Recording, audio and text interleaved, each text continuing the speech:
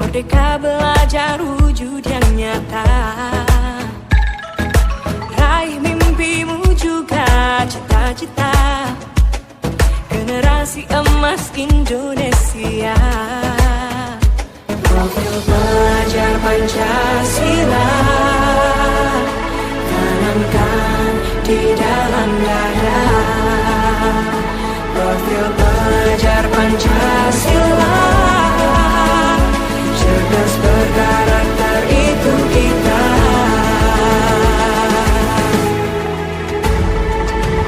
Beriman dan bertakwa pada Tuhan Yang Maha Esa. Berakhlak mulia, berkebinekaan kita. Gotong royong mimpimu juga cita-cita. Berpikir kreatif, benar kritis.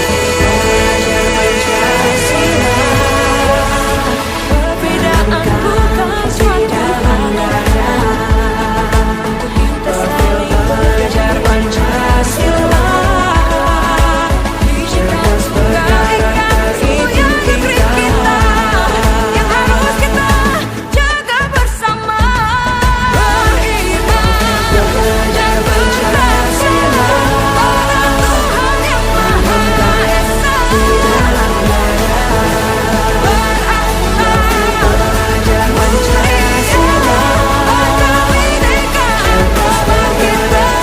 berkebinekaan kita. Gotong royong, berjiwa mandiri, beriman, kreatif, benar kritis. Perbedaan bukan mulia,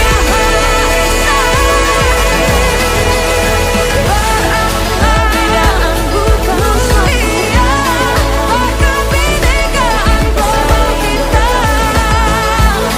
Gotong royong, berjiwa. Assalamualaikum warahmatullahi wabarakatuh. Waalaikumsalam warahmatullahi wabarakatuh. Pak Bikun, Ya Bun. susunan acara diseminisasi penerapan budaya positif oleh Susilawati Sarjana Pendidikan, calon guru penggerak Angkatan 9 Lampung Utara. Acara yang pertama pembukaan, acara yang kedua sambutan dari Kepala Sekolah SD Negeri 03 Kota Bumi Ilir, acara yang ketiga kegiatan inti, acara yang keempat penyampaian sumber daya aset, acara yang kelima sosialisasi kegiatan PKG, dan yang terakhir penutup. Baiklah, marilah bersama kita buka acara ini dengan melafazkan basmalah. Bismillahirrahmanirrahim. Memasuki acara yang kedua yaitu sambutan dari Kepala Sekolah SD Negeri 03 Kota Bumi Ilir kepada Ibu Darni Sarjana Pendidikan. Waktu dan tempat kami silakan.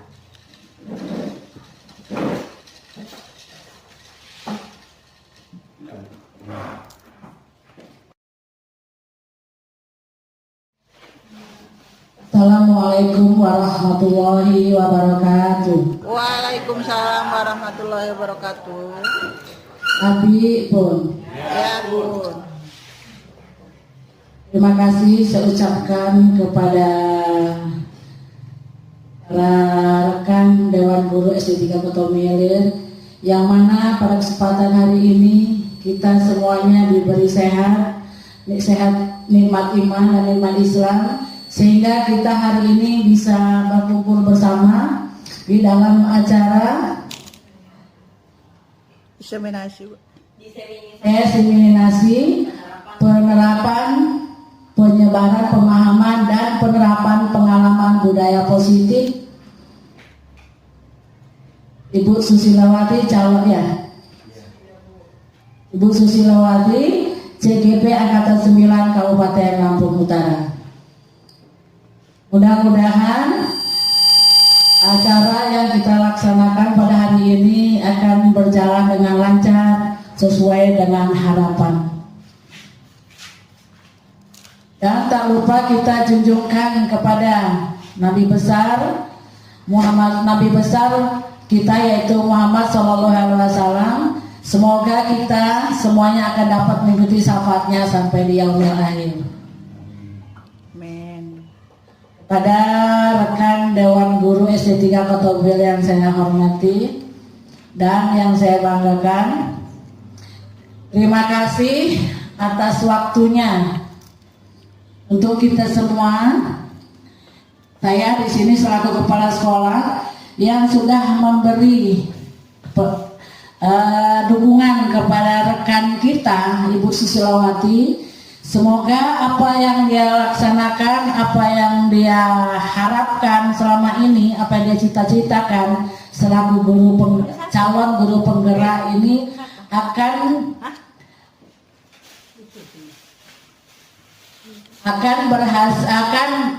selesai sesuai dengan akan mendapatkan hasil yang maksimal sesuai dengan harapan.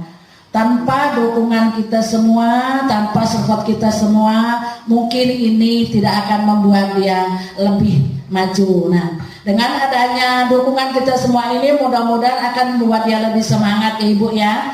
Membuat Ibu Susi lebih semangat supaya untuk mengajak rekan-rekan gurunya juga yang lain untuk mengikuti CGP yang akan datang. Dan itu dukungan saya, semoga dukungan saya selaku kepala sekolah, semoga apa yang diharapkan untuk SD kita ini, terutama ya untuk SD kita ini, untuk memajukan gimana supaya sekolah kita ini bisa maju, bisa seperti sekolah-sekolah yang lain, walaupun tidak seperti tidak sama persis seperti yang SD yang lain, hanya kita mengiringi dari belakang, mengikuti dari belakang. Mudah-mudahan dengan berjalannya waktu, seiring berjalannya proses, sesuai apa yang kita harapkan, SD kita ini akan tercapai. Tercapainya seperti apa? Itu tadi, mutu SD kita untuk meningkatkan kemampuan cara kita mengajar, cara kita menyampaikan, cara kita memberikan ilmu kepada anak-anak ini akan lebih baik lagi. Hanya itu yang bisa saya sampaikan. Mudah-mudahan semuanya akan berjalan dengan lancar tanpa ada halangan. Dan saya akhiri, wassalamualaikum warahmatullahi wabarakatuh. Terima kasih kepada Ibu dari Sarjana Pendidikan yang telah menyampaikan kata sambutannya. Bapak Ibu, acara selanjutnya yaitu kita memasuki ke acara inti, diseminasi penerapan budaya positif di sekolah yang akan dibawakan oleh Ibu Susilawati Sarjana Pendidikan. Waktu dan tempat dipersilakan. Budaya positif. Nah, dan tak lupa saya juga mengucapkan banyak-banyak bersyukur pada teman-teman semua atas dukungannya. Kemudian sebelum kita memasuki materi, supaya suasana agak cair, kita ice breaking dulu ya. Kita ice breaking dulu. Mohon kepada teman-teman untuk bisa berdiri sebentar. Biar habis makan gerak-gerak dulu ya. Oke. Jadi gerakannya itu seperti ini. Ikuti saya, bismillah. Oke. Tangan digoyang-goyang, bertepuk tangan.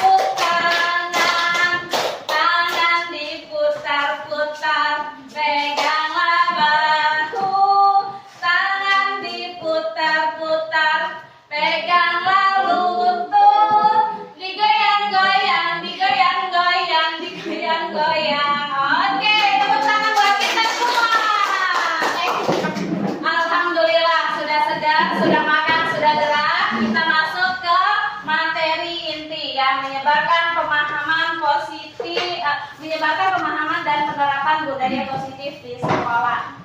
Nah, jadi sebelum kegiatan hari ini, beberapa hari yang lalu itu kita sudah mendiskusikan visi dari sekolah kita.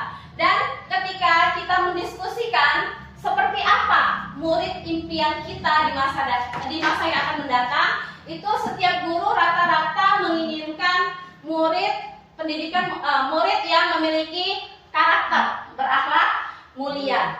Nah, untuk mencapai murid yang memiliki karakter yang mulia itu tentunya dibutuhkan budaya positif. Nah, budaya positif ini pembiasaan hal baik, ya. Jadi aturan-aturan yang ada di sekolah itu dilaksanakan dengan baik dengan kesadaran sendiri dari dalam diri peserta didik tersebut. Nah, kebiasaan baik ini menyangkut sikap dan perilaku serta tutur kata oleh seluruh warga di sekolah. Jadi semua warga sekolah itu ikut turut melakukan pembiasaan positif sehingga itu akan terbawa oleh anak-anak karena mereka mencontoh langsung. Karena mencontoh langsung dari kita sebagai gurunya. Jadi kita sebagai pendidik itu wajib memberikan contoh yang baik agar murid kita bisa menirunya, ya, karena kita sebagai teladan.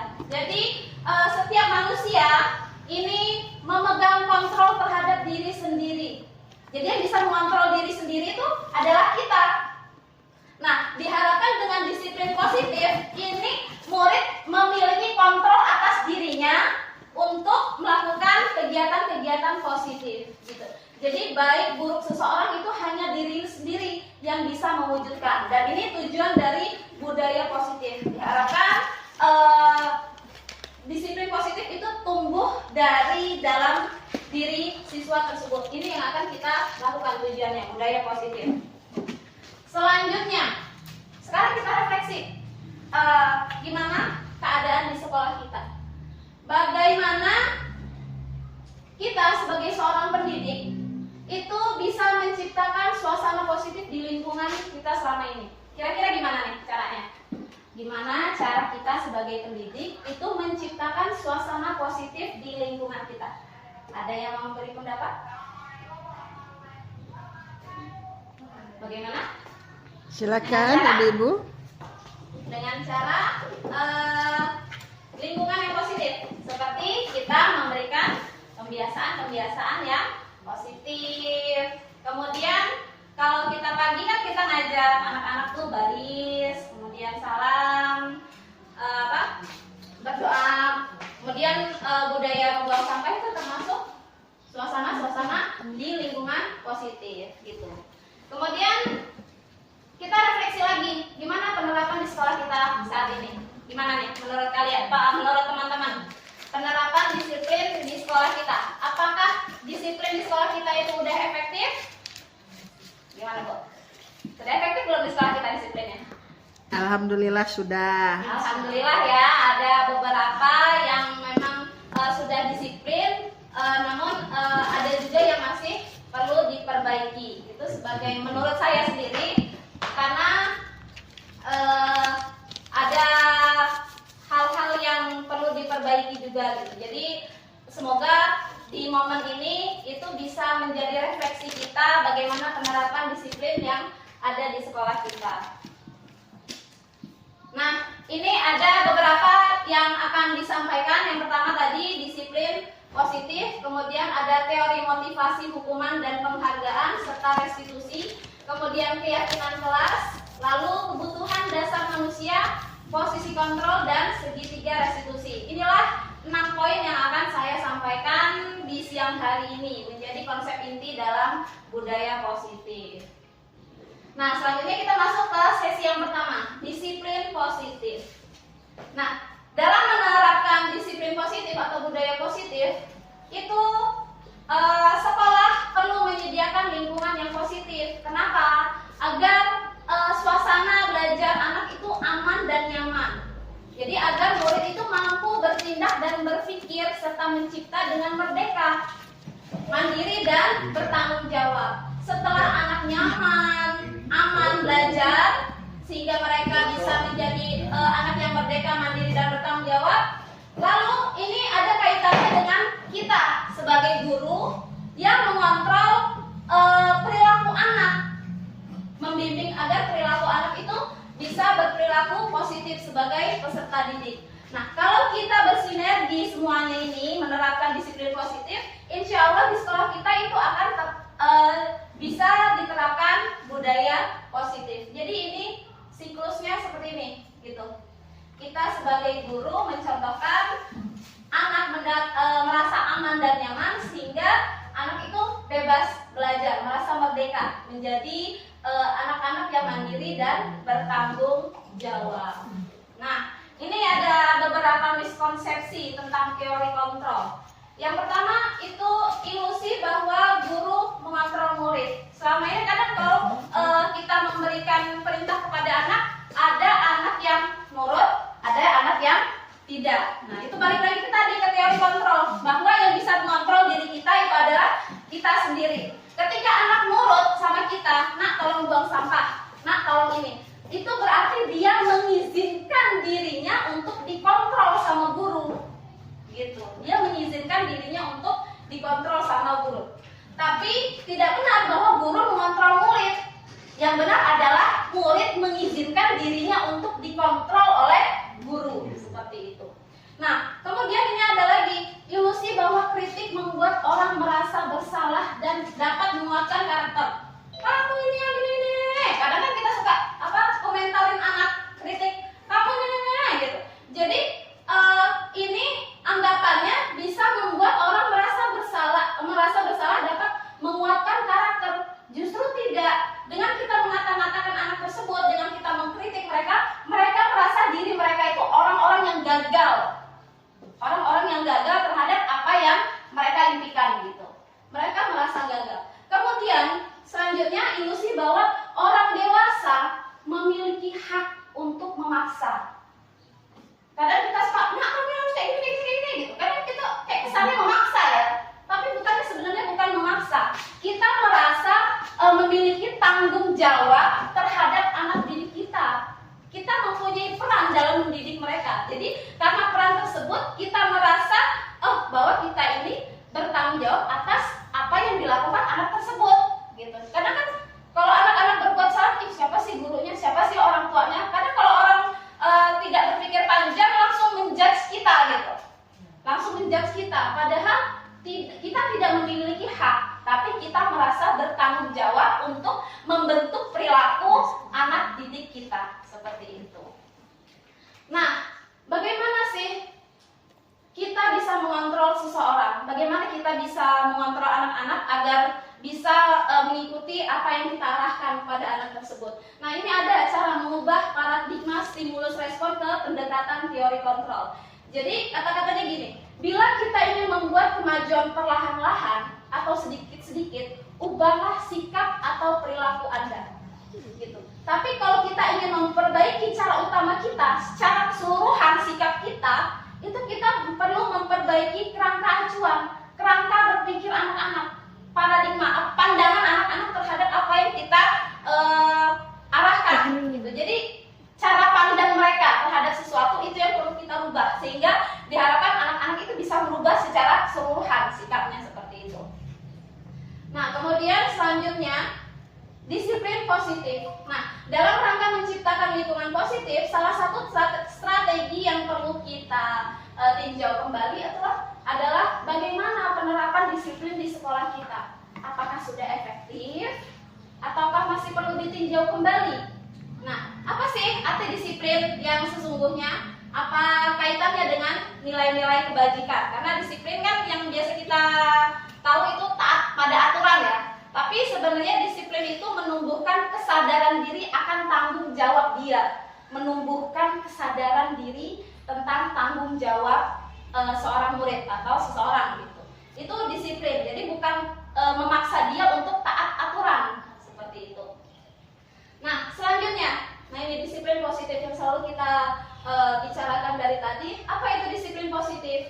Disiplin positif di sini merupakan salah satu cara penerapan disiplin yang berusaha menumbuhkan kesadaran dari dalam diri peserta didik tanpa adanya imbalan penghargaan, ancaman atau hukuman.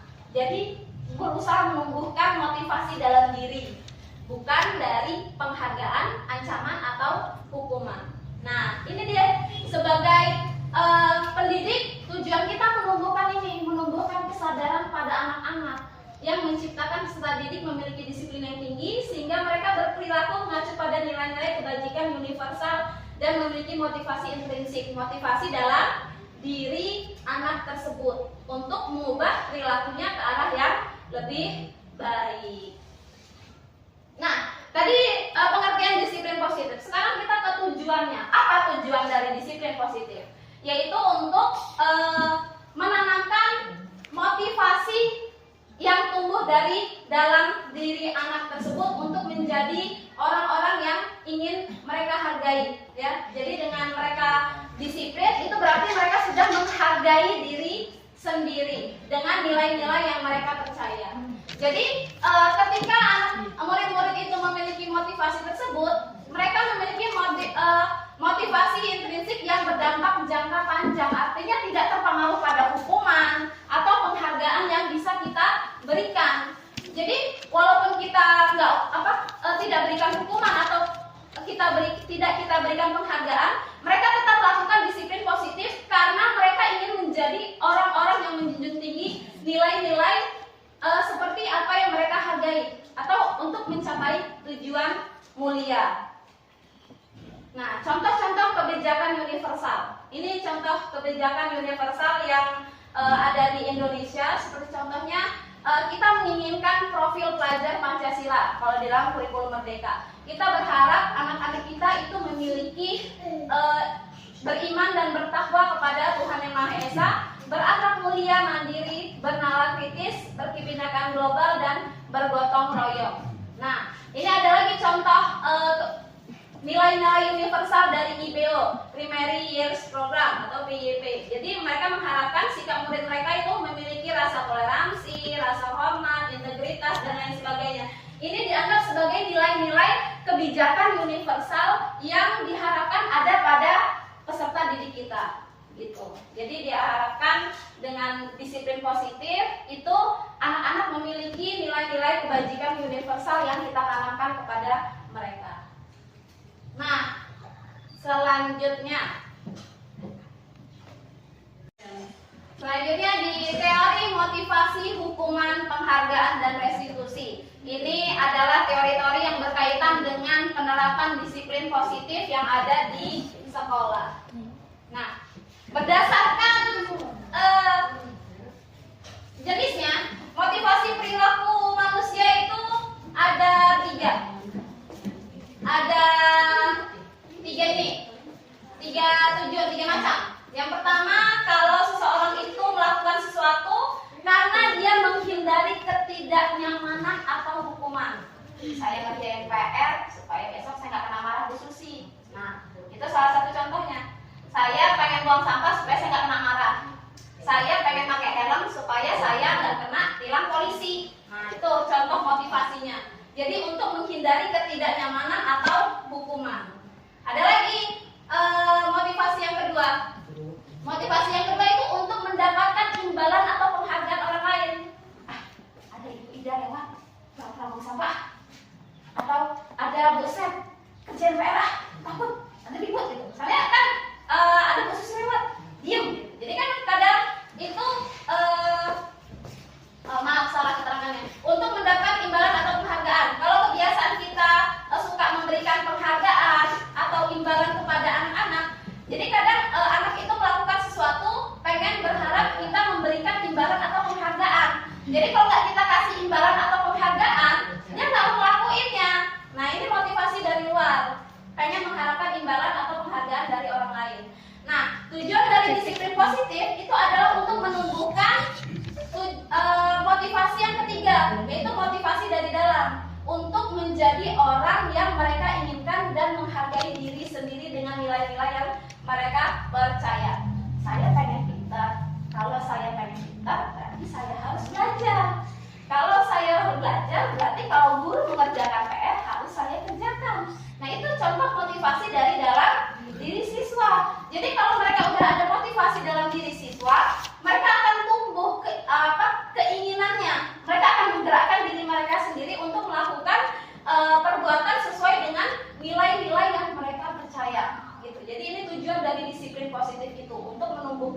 motivasi yang ketiga ini, motivasi intrinsik seperti itu. Kemudian tadi kan ada motivasi, hukuman, konsekuensi dan restitusi. Sekarang kita telah satu-satu apa itu hukuman. Nah, ini yang biasa saya lakukan. Jadi cerita sedikit, sebelum saya mengikuti CGP, ibu bapak tahu sendiri gimana perlakuan saya ke anak-anak kalau ada anak-anak yang melanggar. Saya keras galak, ibu ya. Nah, saya ibaratnya di CGP ini disadarkan dengan cara mendisiplinkan anak. Jadi dengan mendisiplinkan anak itu tidak dengan hukuman, tidak dengan penghargaan, tapi nanti ada kita bahas, ada teorinya. Jadi ke perasaan saya, Bu, saya sedikit curhat, kalau saya habis marahin anak keras sama anak, itu perasaan saya tentunya kita merasa bersalah. Merasa bersalah apa sih kekerasan ke anak ini. Terus apalagi kalau dia udah kayak berkaca-kaca gitu, ya Allah anaknya jahat saya, kayak mana kalau anak saya digituin. Tapi kan balik lagi, niat saya baik. Tapi niat saya baik, tapi caranya yang kurang tepat gitu. Jadi dari sinilah saya tersadarkan, saya mulai mengasah, mulai melatih kesabaran yang ada di diri saya. Oh, anak-anak ini dalam proses bertumbuh. Biarkan mereka melakukan kesalahan, dari kesalahan itu mereka belajar sesuatu. Gitu. Jadi nanti ada tahapan-tahapan restitusi. Ya, di mana mereka itu kita istilahnya harap maklum mereka melakukan kesalahan karena mereka ini masih dalam posisi belajar gitu. Nah, itulah yang menyadarkan saya. Melatih diri saya selalu melatih diri saya sabar. Cuman kadang kita namanya manusia ya, kadang gede gitu, apa sih nggak nurut gitu, padahal kan untuk dia sendiri gitu. Cuman udahnya ya astagfirullah ya Allah, semoga gak terulang lagi. Jadi berusaha mengendalikan diri lagi. Jadi alhamdulillah dengan ikut ini saya merasa tersadarkan bagaimana cara mendisiplinkan anak gitu. Dan tolong tegur saya kalau perilaku saya nggak sesuai dengan apa yang saya ucapkan gitu. Jadi ini terutama menjadi bagian dari proses perjalanan saya sebagai seorang guru. Kemudian jadi kita balik lagi ke sini, hukuman. Hukuman itu apa? Hukuman itu adalah suatu bentuk tindakan yang diberikan kepada siswa, anak atau individu atas kesalahan, pelanggaran atau kejahatan yang telah mereka lakukan gitu. Sehingga dengan tujuan niat kita itu supaya anak itu tidak mengulangi perbuatan kesalahannya tadi. Jadi kita hukum. Yang sering saya lakukan, anak kerjaan PR waktu kelas 2 dulu. Mana kamu? Tegak yang bendera sama Jaya waktu itu. Kamu yang jereng, tegak. Apakah pokoknya jadi bersikap hukuman, bersifat memaksa, dan itu efeknya membuat anak sedih. Bahkan bisa berbuat yang lebih agresif lagi gitu. Jadi ini hukuman. Selanjutnya ada lagi cara untuk mendisiplinkan anak, namanya konsekuensi. Apa konsekuensi? Konsekuensi ini adalah kata yang merujuk pada kalau kita berbuat sesuatu itu pasti ada akibatnya. Kalau kamu mau belajar pasti kamu pintar. Kalau kamu berbuat kesalahan pasti entah ada efeknya, orang menangis, orang terluka. Jadi pemikiran dari konsekuensi ini adalah kalau kita berbuat sesuatu pasti ada akibatnya. Nah, misalnya aja, kalau seseorang memutuskan untuk malas belajar, lalu dia tidak belajar, maka yang terjadi adalah dia menjadi orang yang bodoh atau orang yang tidak tahu apa-apa. Nah, malas belajar ini itu adalah keputusan yang dia buat, kemudian sedangkan hasil dari yang malas belajar itu tadi, dia tidak tahu apa-apa, itu adalah konsekuensi dari perbuatan dia karena dia malas belajar tadi. Jadi konsekuensi ini ada sebab, ada akibat, gitu pemikirannya. Nah, ini perbedaan antara hukuman dan konsekuensi. Ini ketika saya membaca tabel ini memang benar-benar yang saya alami. Hukuman itu sesuatu yang menyakitkan harus terjadi.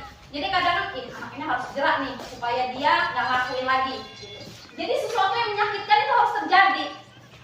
Kamu tegak sana. Jadi harus menyakitkan bagi anak-anak, itu hukuman. Kemudian membuat anak sakit untuk jangka waktu yang lama. Jadi selain anak-anak itu kadang terima ocehan dari kita, terima omelan dari kita, terima kata-kata buruk dari kita, dia akan mengalami kayak trauma gitu sama kita. Kayak ada kayak dendam gitu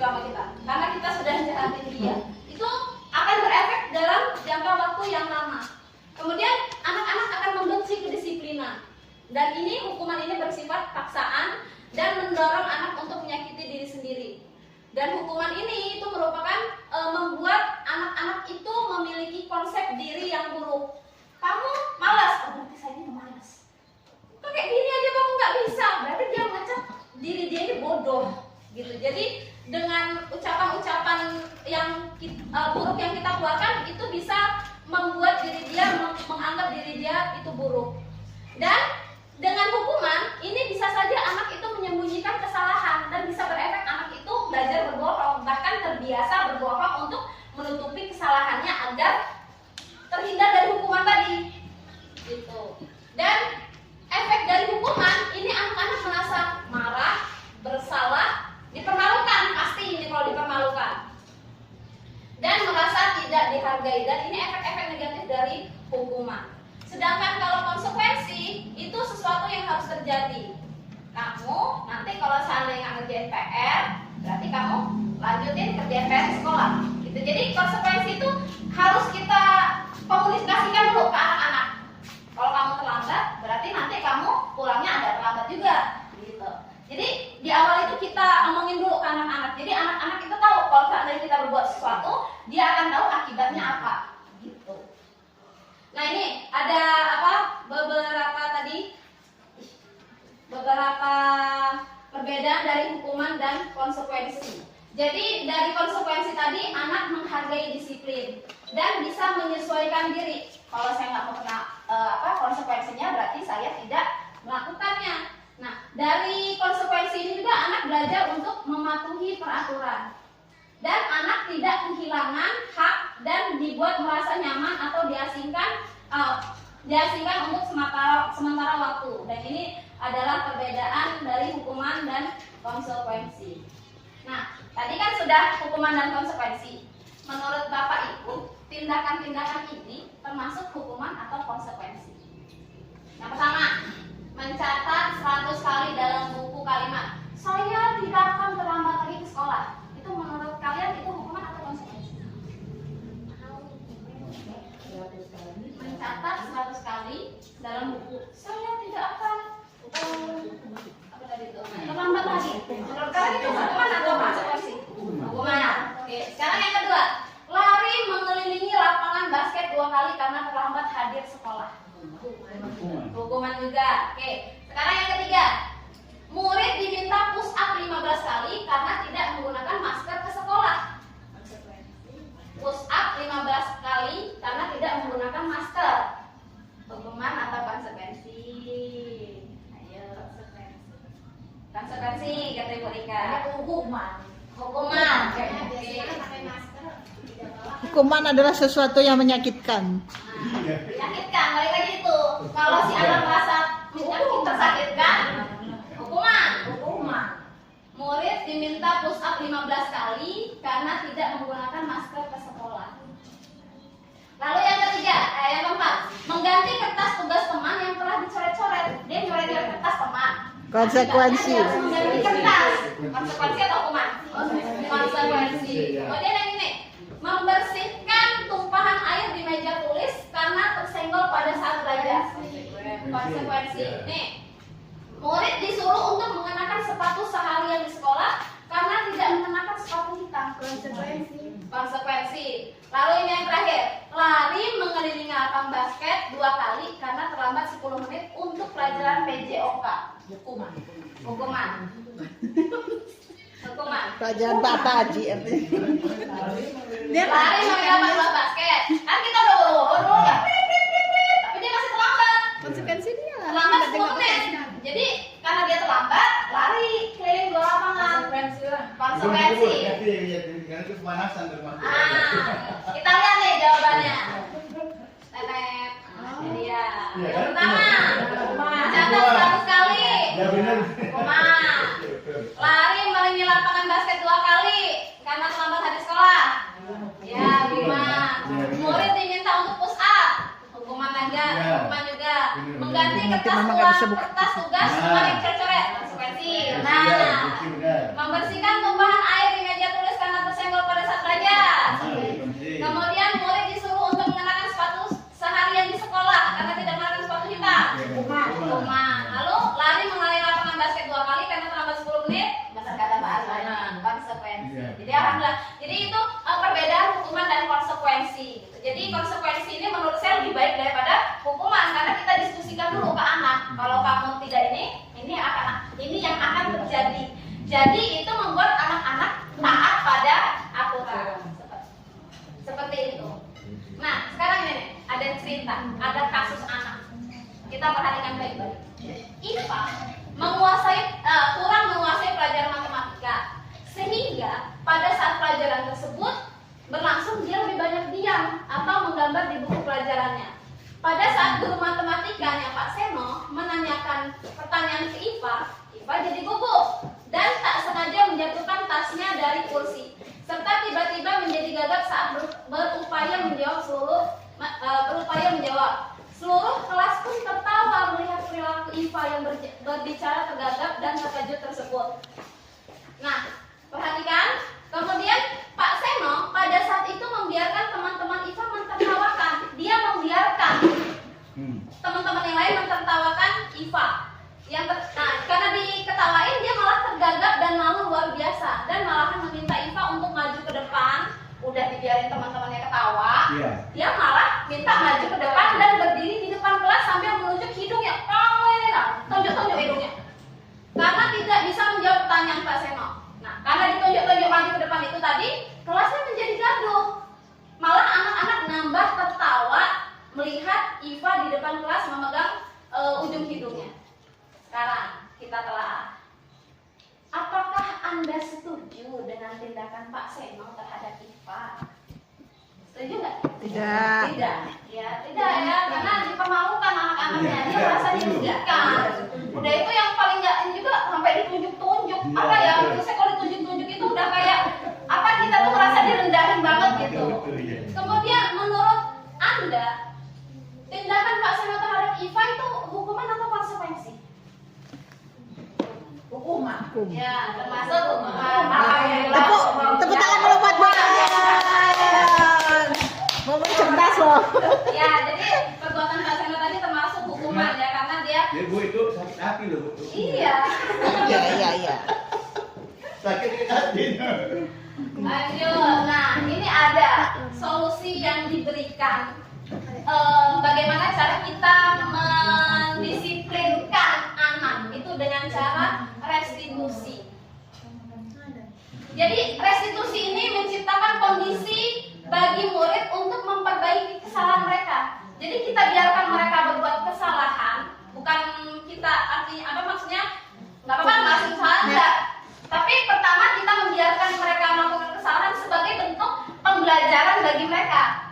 Gitu. Jadi nanti kita adakan dialog ke mereka sehingga mereka bisa kembali ke kelompok mereka dengan karakter yang lebih kuat.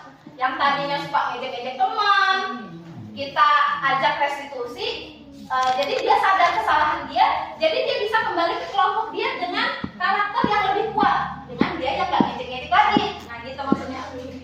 Kemudian, nah restitusi ini enaknya proses kolaboratif mengajarkan murid untuk mencari solusi masalah. Kamu tadi nggak ngerjain PR, kenapa misalnya? Gara-gara gini. Terus apa yang bisa kamu lakukan untuk memperbaiki kesalahan kamu? Besok saya pengen ngerjain PR lagi. Nah kayak gitu. Jadi ada proses dialog kita sama anak. Ada proses dialog kita sama anak untuk menyadarkan ke anak apa kesalahan mereka dan apa yang harus mereka perbuat selanjutnya untuk memperbaiki kesalahan mereka. Nah, ini restitusi intinya seperti itu. Membantu murid berpikir tentang orang seperti apa yang mereka inginkan. Kalau saya ingin pintar, berarti saya harus belajar. Jadi kita membuat mereka itu berpikir, mereka itu pengen menjadi seperti apa, orang seperti apa gitu. Jadi tujuan mulia dari apa yang seperti apa dia ingini gitu. Dan bagaimana mereka harus memperlakukan orang lain. Gitu. Jadi ini restitusi itu sebuah solusi bagaimana cara kita mendisiplinkan perilaku anak yang negatif. Nah, ini tadi perbedaan hukuman, konsekuensi, dan restitusi. Kalau hukuman itu tidak terencana tiba-tiba. Anak tuh nggak tahu apa yang bakal dia alami selanjutnya. Kemudian terencana, dia tidak tahu. Kemudian bersifat satu arah. Jadi hukuman itu hanya dari guru aja. Kamu harus ini. Jadi murid itu tidak diajak diskusi apa yang akan dia lakukan selanjutnya. Lalu berupa hukuman fisik, psikis. Jadi bisa berupa entah cubitan, entah sabetan, atau psikis. Omongan-omongan kasar yang keluar, omongan-omongan negatif yang keluar dari mulut kita itu hukuman. Kalau konsekuensi itu terencana sesuai aturan. Kemudian, tapi dengan konsekuensi ini murid tetap dibuat tidak nyaman karena mereka harus melakukan sesuatu sebagai akibat dari perbuatan yang mereka lakukan. Nah, di sini konsekuensi ini sikap guru itu selalu memonitor murid. Tadi kamu kayak gini ya, berarti kamu siapa? Jadi anak itu mikir konsekuensi apa yang dia lakukan karena dia sudah berbuat sesuatu. Jadi tugas guru di sini memonitor murid. Nah, kalau restitusi di sini proses menciptakan kondisi bagi murid untuk memperbaiki kesalahan mereka. Jadi mereka nggak dihukum, nggak disuruh melakukan apa-apa. Mereka diminta untuk hal apa yang bisa kamu lakukan untuk memperbaiki kesalahan kamu. Jadi di sini memperbaiki kesalahan. Dan proses kolaboratif yang mengajarkan murid mencari solusi sendiri. Jadi kita tawarkan apa yang bisa kamu lakukan. Jadi apa yang bisa mereka lakukan itu atas kesadaran mereka sendiri, tidak ada paksaan dari kita. Jadi itu restitusi. Kemudian keyakinan kelas. Oke, selanjutnya kita ke keyakinan kelas, pembahasan selanjutnya. Nah, kenapa keyakinan kelas? Kenapa bukan peraturan kelas? Karena kita yang sering kita dengar tiap kelas itu punya peraturan. Tapi di sini yang kita pelajari itu adalah keyakinan kelas. Kenapa sih harus keyakinan kelas? Sekarang kita tanya satu-satu. Kira-kira mengapa kita memiliki peraturan harus menggunakan helm bila mengendarai kendaraan roda 2? Kira-kira kenapa? Kenapa ada aturan yang menyuruh kita menggunakan helm? Siapa yang menjawab bisa sorot? Ketika kita di perjalanan. Wah, kenapa? Ada aturan. Ayo, siapa yang menjawab? Diri masing-masing ya, keselamatan. Agar selamat diri. agar bisa selamat menjaga keselamatan kita ya. Iya. Oke. Kemudian, kenapa kita memiliki peraturan 3M? Menggunakan masker, mencuci tangan, dan menjaga jarak. Itu kenapa ada aturan kayak gitu? Untuk melindungi diri supaya selamat, sehat. Nah, untuk melindungi diri, kesehatan, keselamatan itu bentuk keyakinan. Keyakinan. Jadi kalau saya menggunakan helm, saya pasti selamat. Kalau saya menggunakan masker, saya pasti terlindungi dari virus-virus. Itu keyakinan kita, ya, keyakinan. Kemudian, nah ini tadi jawabannya. Mengapa keyakinan kelas? Nah ini karena untuk mendukung motivasi intrinsik. Tadi kan motivasi ada 3 tuh, untuk menghindari hukuman, kemudian untuk mendapatkan penghargaan atau imbalan, kemudian yang ketiga untuk menghargai diri sendiri dengan nilai-nilai yang diyakini. Nah ini tujuan keyakinan kelas itu ini, untuk mendukung motivasi intrinsik, kembali ke nilai-nilai keyakinan dan lebih menggerakkan seseorang daripada mengikuti serangkaian peraturan-peraturan gitu. Jadi keyakinan kelas ini dibuat di awal tahun pembelajaran untuk agar pembelajaran kita selama setahun ke depan itu lancar.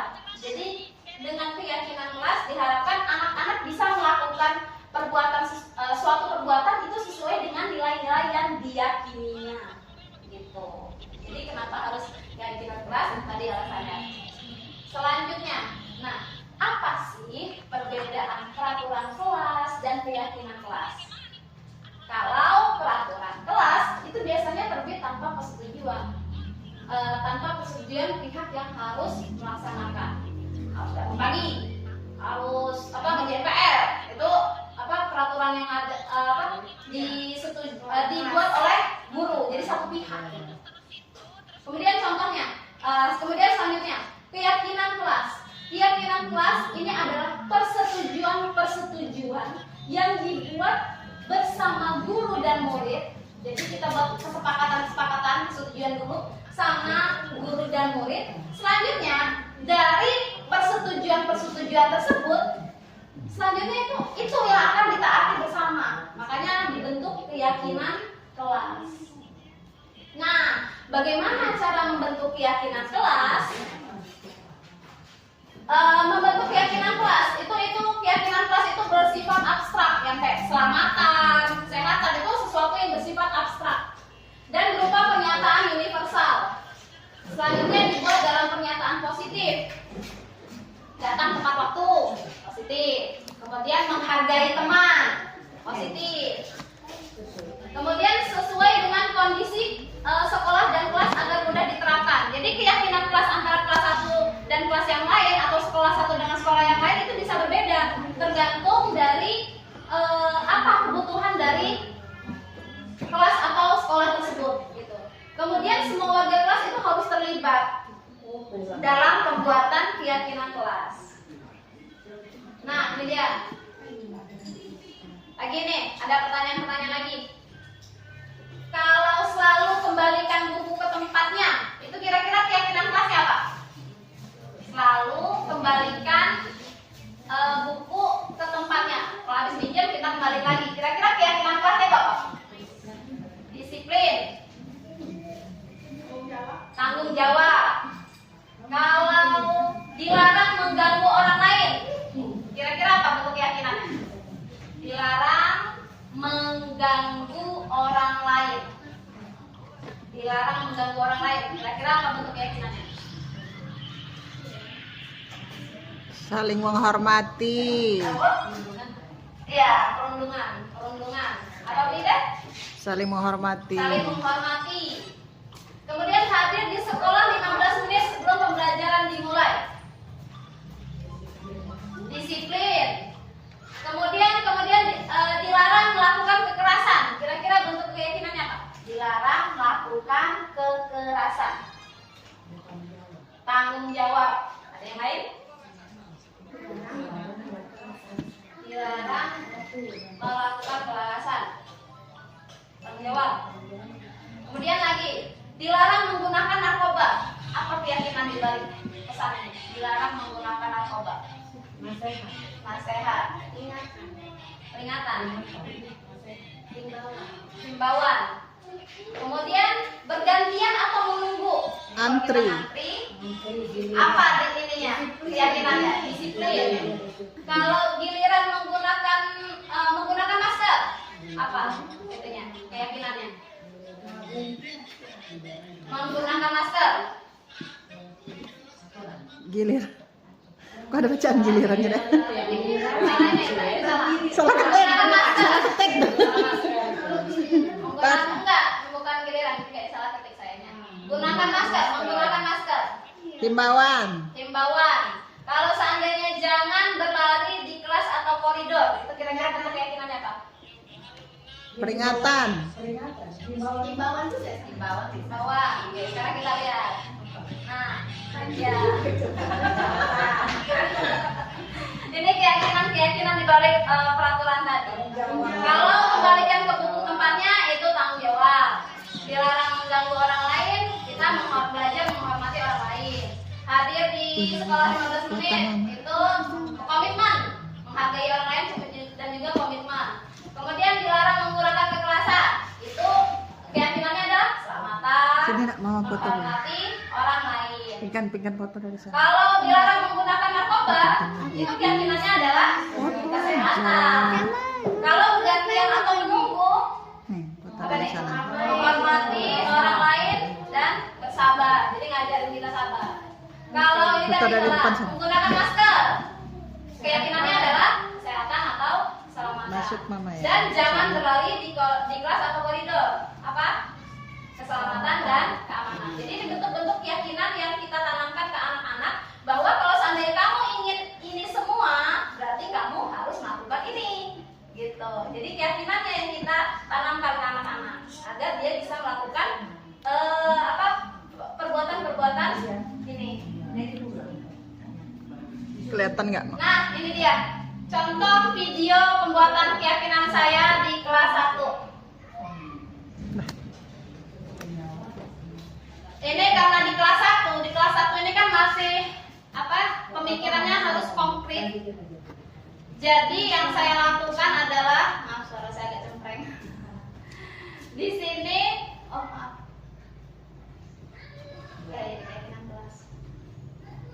Ini kebetulan video yang langsung saya terapkan ketika Bu Ida diseminasi seperti ini.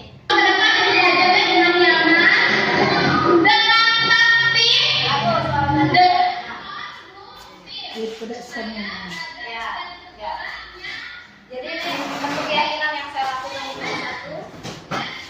Itu akan menunjukkan beberapa gambar merupakan perbuatan baik dan perbuatan tidak baik. Nanti kalian akan menilai dari gambar-gambar ini apakah gambar-gambar ini termasuk perbuatan baik atau perbuatan tidak baik. Ya, nih ada makan sambil jalan. Nanti kalian Itu Bu, waktu ada gambar saya ada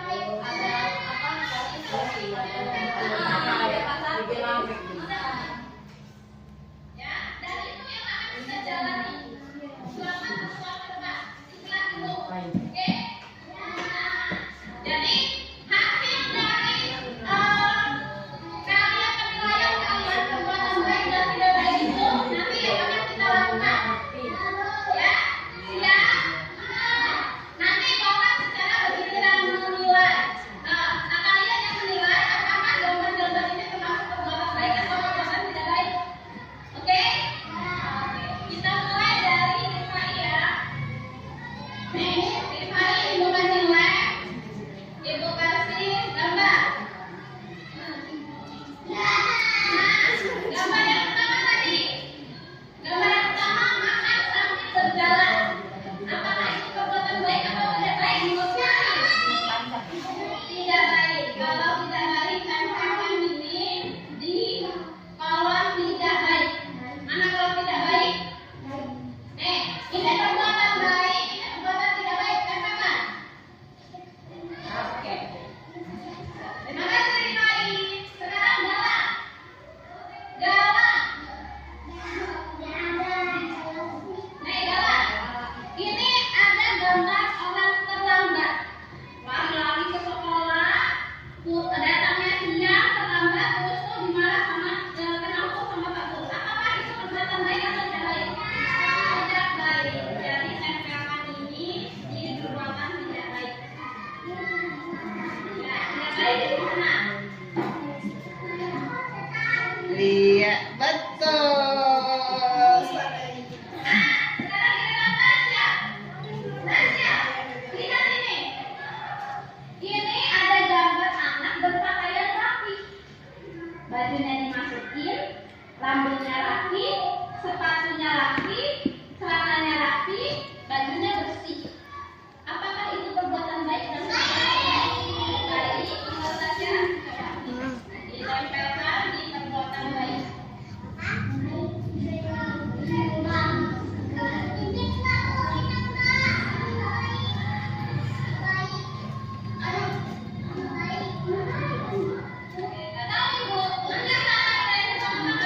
Oke, sekarang giliran Gila. Oke. Gila.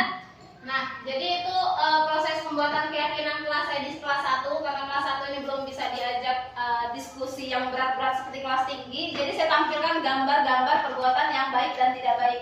Dari situ mereka bisa menilai ini apakah pantas saya lakukan ataukah tidak pantas saya lakukan, seperti itu. Jadi dengan seperti itu mereka akan menyadari apa yang akan mereka lakukan ke depannya gitu.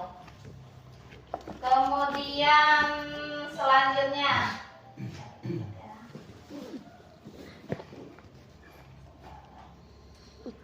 nah ini dia, ini adalah contoh hasil keyakinan kelas. Bertanggung jawab, mengerjakan tugas, piket, kemudian bersikap jujur, ada bersikap tenang saat pelajaran berlangsung, lalu bersikap sopan dan menghormati guru, saling tolong-menolong, hidup rukun dengan teman. Jadi keyakinan-keyakinan ini yang dibuat di awal tahun itu yang akan dilaksanakan selama pembelajaran di kelas kita. Gitu. Jadi diharapkan di awal tahun pembelajaran itu bisa dibuat keyakinan kelas. Itu jadi kita diskusi sama anak-anak. Gitu.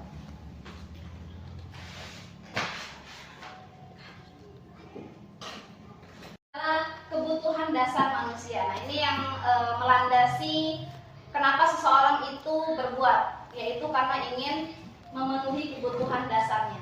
Apa kebutuhan dasarnya? Jadi ini dia tadi alasan kenapa kita melakukan sesuatu, karena kita berusaha mendapatkan kebutuhan dasar kita. Itu adalah alasan mengapa kita melakukan sesuatu, untuk memenuhi kebutuhan dasar. Kebutuhan dasarnya ini ada berupa kebutuhan bertahan hidup seperti makanan, pakaian, tempat tinggal. Ya benar Bu. Kemudian keamanan dan kesehatan. Ini kebutuhan bertahan hidup. Kemudian ada kasih sayang dan rasa terima dan perasaan diterima, seperti berbagi, dipedulikan, kerjasama, dan bisa menjadi bagian dari suatu kelompok. Ada lagi kebutuhan kita penguasaan, terdiri dari harga diri, keinginan untuk dianggap memimpin, berprestasi, keinginan untuk diakui dan didengar. Lalu kebutuhan selanjutnya itu adalah kebebasan, seperti mandiri, mencoba hal baru, kemudian memiliki pilihan, mampu mengendalikan arah pikirannya. Jadi dia diberi kebebasan untuk memilih. Itu salah satu bentuk kebutuhan dasar. Dan yang terakhir itu adalah kesenangan, bermain, humor, antusiasme dan tertawa. Itu kebutuhan-kebutuhan kita. Nah ini dia. Ada lagi, kasus lagi. Ibu Ria, kelas 6 di SD Permai, sedang bingung menghadapi ulah salah satu murid di kelas bernama Agus. Beberapa anak telah datang mengeluhkan Agus yang sering meminta bekal makan siang mereka dengan paksa. Jika Anda menghadapi situasi seperti Ibu Ria, apa yang akan Anda lakukan menurut Anda, dan kira-kira apa alasan Agus untuk melakukan hal itu?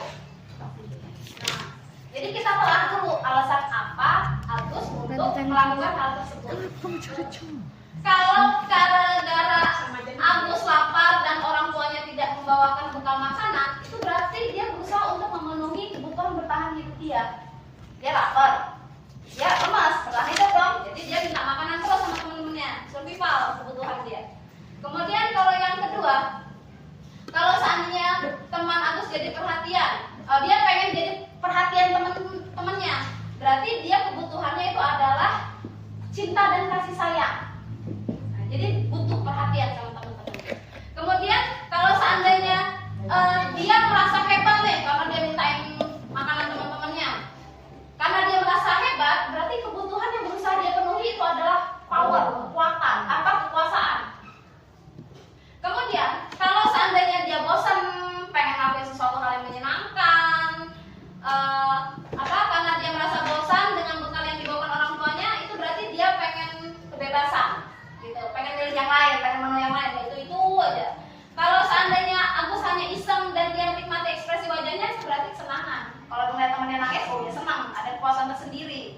Jadi itu kebutuhan-kebutuhan yang bisa dipenuhi oleh Agus. Kita cari tahu dulu latar belakang apa dia melakukan hal tersebut. Nah, selanjutnya posisi kontrol. Oke, selanjutnya di posisi kontrol guru. Jadi ini bagaimana kita menempatkan diri kita dalam mendisiplinkan perilaku anak. Jadi kita ada posisi-posisinya. Nah ini dia, posisi kita kontrol guru itu adalah pertama sebagai penghukum atau pembuat merasa bersalah, dan sebagai teman, pemantau atau manajer. Nah jadi kita ini ada di posisi mana nih? Nih penjelasannya. Ada contoh siswa tidak memakai atribut lengkap saat upacara bendera.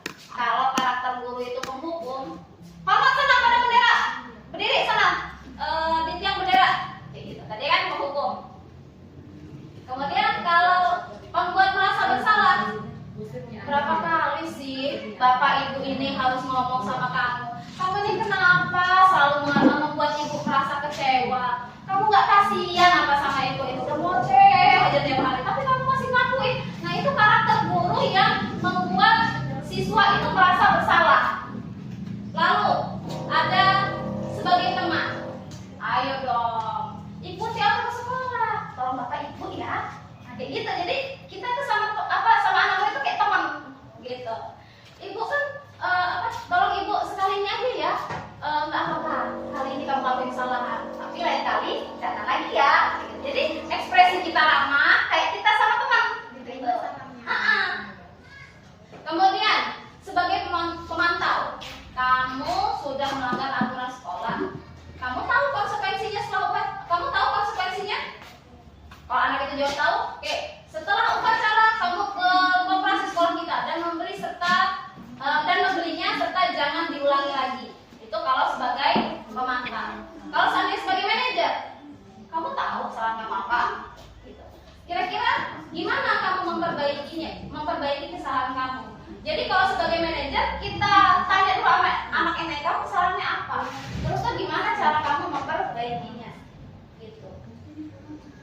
Nah, ini untuk cepatnya, nggak sebenarnya. Nah ini contoh posisi kontrol sebagai apakah aku. Ada kasus-kasus kita akan menentukan posisi kontrol apa kita. Kalau saya kecewa sekali dengan kamu, nah itu kira-kira posisi kontrol kita apa?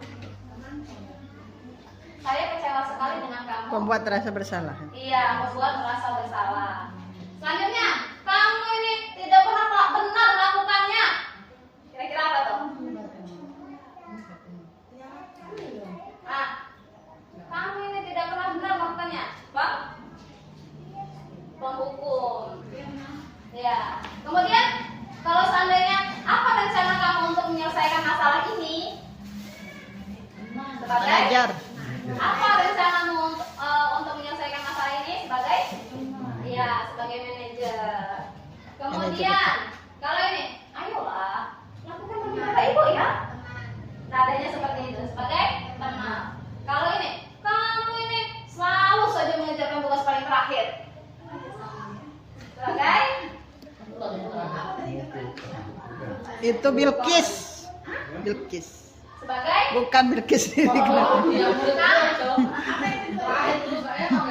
Paling terakhir. kamu ini selalu aja benar. Marah itu kan? Nah, kalau sebagai marah-marah, berarti kita sebagai penghukum. Iya, itu jadi posisi kontrol kita. Jadi saya mengevaluasi diri saya selama ini ternyata saya lebih banyak ke penghukum. Astagfirullahaladzim. Sadar ya Bu Susi? Iya, jadi nomor satu titik kepalanya benar-benar nampol saya. Astagfirullah, makanya Mbak Sep, semoga Mbak Sep terima ya Mbak ya. Benar-benar hukum anak gue masih. Bukan, saya semoga Mbak terima di CGP biar bisa dapetin materi kayak gini. Jadi benar-benar bukan gara-gara apa ya. Dari sini tuh memang benar-benar dapet pelajaran banyak banget saya. Sebetulnya mau kemana sih Mama? Dia belajar monggo enggak ya benar ada sekalian. Jadi di rumah ya nak ya. Itu sakit kepala sih. Pada pening ya? Iya udah. Jadi Nah, selanjutnya pembahasan terakhir. Terakhir. Segitiga restitusi. Nah, ini dia yang tahapan bagaimana cara kita mendisiplinkan anak. Ya, jadi anak nyaman, kita nyaman. Kalau kita hukum anak, kita juga stres ya, darah tinggi ya Pak ya. Anak juga merasa tertekan. Tapi ini ada solusi, yaitu segitiga restitusi. Nah, di segitiga restitusi ini ada beberapa tahap. Yang Habis ini pertama, apa lagi? Di Natural. saya ini dah. kita stabilkan identitas dulu nih anak-anak. Nah, kenapa distabilkan identitas? Kemudian distabilkan identitas, lalu memvalidasi tindakan yang salah dan menanyakan keyakinan. Ini tahap-tahapan pada segitiga restitusi. Jadi itu proses dialog ke anak agar menghasilkan murid yang mandiri dan bertanggung jawab. Selanjutnya, yang pertama, tahapan yang pertama, menstabilkan identitas. Jadi kata-kata yang bisa kita pakai ketika kita mendisiplinkan anak. Oke nak, berbuat salah itu hal yang manusiawi. Atau tidak ada yang manusia yang sempurna. Ibu juga pernah kok melakukan kesalahan. Jadi kita memaklumi tindakan dia berdasarkan prinsip bahwa kesalahan itu bagian dari pembelajaran. Ini landasan kita. Jadi bukan kita membiarkan mereka melakukan kesalahan, tapi berasal dari bahwa kesalahan itu adalah bagian dari pembelajaran. Atau kita bisa pasti menyelesaikan permasalahan ini. Jadi kita ajak dia untuk berdiskusi menyelesaikan permasalahan ini. Atau Bapak Ibu tidak tertarik untuk mencari tahu siapa yang benar, siapa yang salah. Bapak lebih tertarik untuk menyelesaikan permasalahan ini. Jadi kita lupakan yang udah lalu-lalu. Ya lupakan yang lalu, kita menyelesaikan masalah ini. Terus ada kata-kata selanjutnya. Kalau kamu menyalahkan diri kamu terus, apakah kamu bersikap baik pada diri kamu sendiri? Jadi kita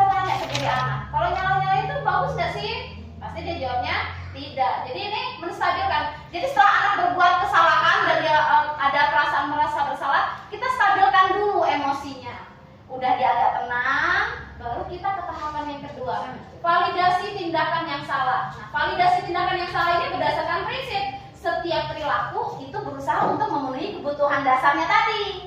Yang tadi bertahan hidup, cinta dan kasih sayang, kebebasan, kesenangan. Kalau dia berbuat sesuatu itu pasti ada alasannya. Nah, ini validasi tindakan yang salah. Kata-kata yang bisa diucapkan itu, kamu pasti mempunyai alasan mengapa hal ini kamu lakukan. Atau, oh gitu ya, padahal kamu bisa melakukan yang lebih buruk dari ini ya. Jadi kita berusaha memakluminya. Oke, kamu patut bangga karena telah melindungi sesuatu yang penting bagi kamu. Misalnya diejek-ejek nih dia diejek sama orang tuanya. Dia nggak terima, dia marah. Jadi dia berusaha melindungi apa yang berharga bagi dia. Jadi kita maklumi dengan kata-kata ini. Kamu patut bangga telah melindungi sesuatu yang penting bagi kamu. Jadi dia berusaha mempertahankan kehormatannya gitu.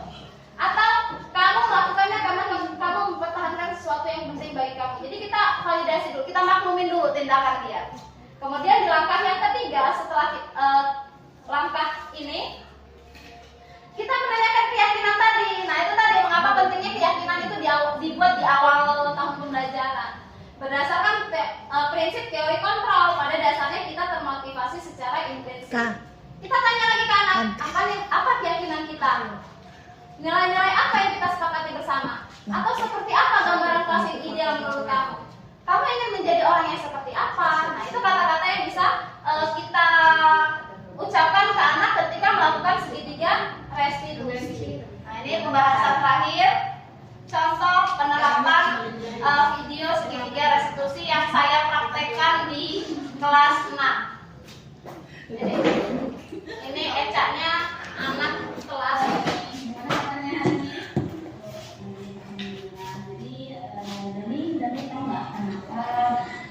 siang hari ini Dani dipanggil. Iya, tadi pagi Dani terlambat. Kira-kira ibu pengen tanya kenapa Dani kok bisa terlambat? Nah, karena Dani sekarang tidur larut. kita berusaha menstabilkan identitas. Kita tanya dulu kenapa alasannya. Tidurnya itu larut main game. Sampai jam berapa? Sampai jam 12 malam. Masya Allah, sampai jam 12 malam. Jadi akhirnya Doni bangun kesiangan. Dan sekarang akhirnya Doni terlambat.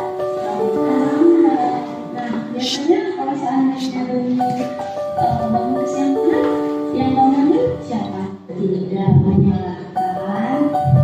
Jadi ini tahap yang kedua, menstabilkan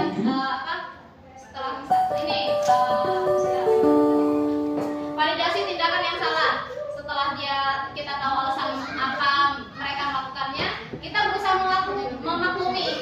Jadi yang saya lakukan itu, oke, bermain HP itu memang menyenangkan. Saya juga senang main HP gitu. Jadi kita berusaha memakluminya. Ini terlambat dalam jadi tidak menyalahkan karena pertama memang ya main HP itu enak ya, seru ya, seru main HP. Makanya itu juga jujur itu semua gitu main HP. Jadi kemudian selanjutnya saya mencari kesalahan. Jadi yaitu tidak memaksa, tidak menyalahkan kegiatan ini, tapi akibat main HP sampai larut malam, jadi akhirnya apa akibatnya? Ini sudah siangan dan ini datang tepat. Setelah kita stabilkan validasi tindakan yang salah, langkah selanjutnya itu adalah kita menanyakan kembali keyakinannya. Apa keyakinan yang dibuat di awal, yaitu disiplin dan datang tepat waktu. Jadi setelah kita menanyakan keyakinannya, anak-anak itu tersadar dengan perbuatan dia. Oh, saya sudah melakukan kesalahan. Terus itu kita tawarkan ke anak itu, apa yang bisa kamu lakukan selanjutnya? Besok saya nggak datang terlambat lagi. Gimana caranya? Entah minta tidak bermain HP lagi terlalu malam, kemudian pasang alarm, atau minta orang tua untuk membangunkannya. Jadi itu solusi-solusi yang dia tawarkan sendiri. Jadi dia melakukan kesalahan, dia memberikan solusi apa yang dia lakukan. Jadi seperti itu tahapan segitiga restitusi. Alhamdulillah materi kita selesai. Alhamdulillah. Ya, terima kasih kepada teman-teman atas perhatiannya sudah menyimak penjelasan saya dari awal sampai akhir dengan total 54 slide. Masya Allah. Terima kasih. Semoga apa yang saya sampaikan ada manfaat dan kembali lagi untuk diri saya sendiri bisa saya terapkan minimal di kelas saya. Terima kasih, saya akhiri dan saya juga mohon maaf apabila ada penjelasan-penjelasan yang kurang jelas atau kata-kata saya yang salah. Saya akhiri. Wassalamualaikum warahmatullahi wabarakatuh. Waalaikumsalam warahmatullahi wabarakatuh.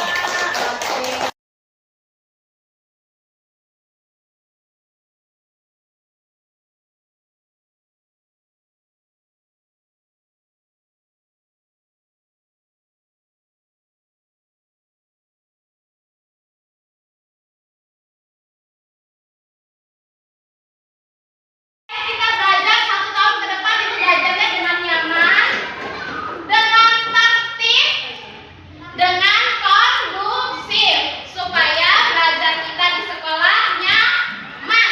Oke? Nah, jadi Ibu akan menunjukkan beberapa gambar yang merupakan perbuatan baik dan perbuatan tidak baik.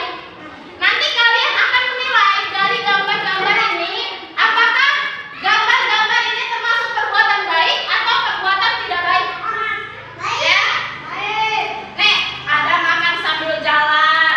Nanti kalian akan menilai apakah itu baik atau tidak baik. Kalau tidak baik, tempelkan di sini. Tidak baik.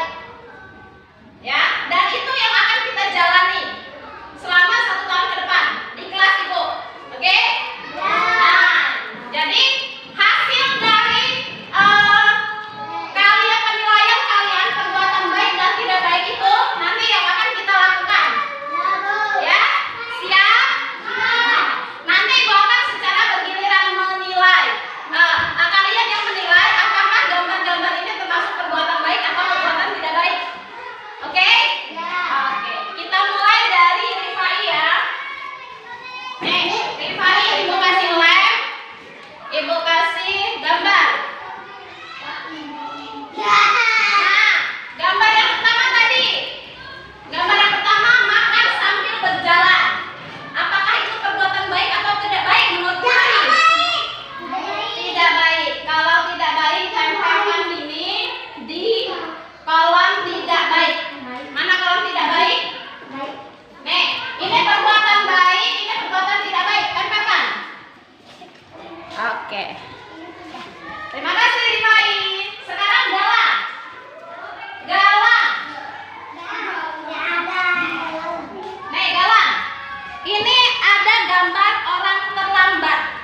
Lari-lari ke sekolah, datangnya siang, terlambat, terus tuh dimarah sama kena hukum sama Pak Guru. Apakah itu perbuatan baik atau tidak baik? Tidak baik. Jadi tempelkan ini di perbuatan tidak baik. Ya, tidak baik di mana? Iya, betul. Oke. Nah, sekarang giliran Tasya. Tasya, lihat ini. Ini ada gambar anak berpakaian rapi. Bajunya dimasukin, rambutnya rapi, sepatunya rapi, celananya rapi, bajunya bersih. Apakah itu perbuatan baik dan baik? Baik, menurut Tasya? Coba nih, ditempelkan di perbuatan baik.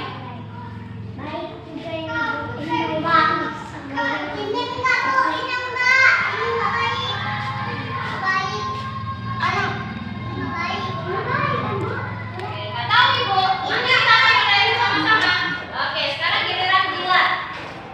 Dila. Lihat ini. Ini gambar apa anak-anak? Gambar apa ini? Gambar berantem. Berantem. Apa kamu? Apa kamu? Nah, baik atau tidak baik menurut Dila? Tidak baik. Jadi tempelkan menurut Dila ini tempel di. Nanti kita kan belum lihat satu-satu. Tidak, Bang. Oke. Sekarang siapa namanya? Dia Jidan. Jidan. Lihat ini ada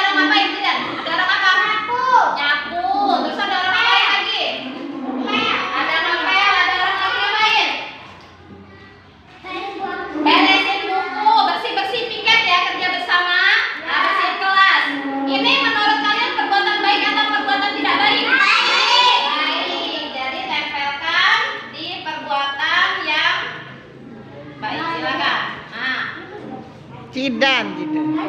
Oh ini Jidan, maaf. Sini Jidan. Maaf ya, nih Jidan. Perbuatan baik atau tidak baik itu? Perbuatan baik gimana? Ya, Ya, betul. pintar.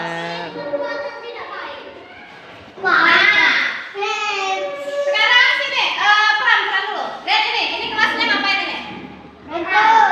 Kelasnya berantakan, rapi apa berantakan? Enggak, bersih apa kotor?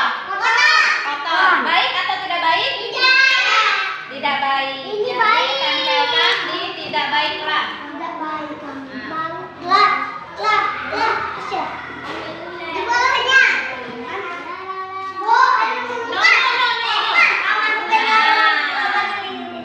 Oke. Sekarang Juan sini. Nak. Cuan lagi.